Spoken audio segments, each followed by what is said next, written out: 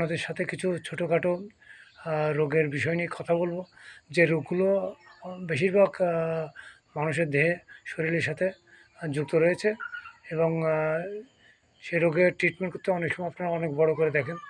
কিন্তু সাধারণত আমরা জানি যে এই রোগের জন্য বেশি বড় ধরনের কোনো ট্রিটমেন্টের প্রয়োজন হয় না। সামান্য একটু বুদ্ধি খাটালেই আপনারা সেই রোগের ট্রিটমেন্ট করতে পারেন।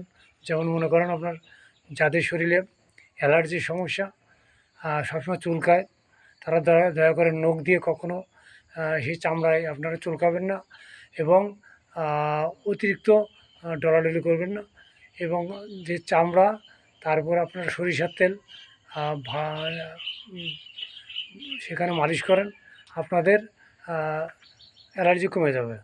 ১ নাম্বার ২, যে কোনো ব্যক্তির শরীরে কোনো সাইডে কখনো কাটা কিংবা মাছের কাটা হোক বা অন্য কিছু যদি ফুটে থাকে, সেক্ষেত্রে আপনারা সেই ক্ষতস্থানে যদি দেখেন যে কাটা বের হচ্ছে না, সেই জায়গায় একটু সুই নিয়ে সেই জায়গায় ছোটোখাটো মুখ করে একটু লবণ দিয়ে দেবেন।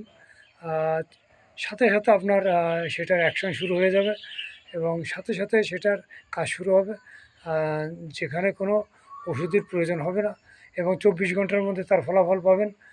আর ব্যথা, সাথে সাথে আপনার ব্যথার কাজ শুরু হয়ে যাবে, ব্যথা থাকবে না, পেকে সেখান থেকে আপনার কাটা হোক আর যদি অন্য কিছু ফুটে থাকে সেটা বেরিয়ে যাবে। আপনারা যদি সুই পুড়িয়ে না নেন, তাহলে সেক্ষেত্রে সুইতে অনেক সময় ভাইরাস থাকে, জং থাকে, সেক্ষেত্রে ক্ষতস্থানে অনেক বড় ধরনের ক্ষতি হতে পারে।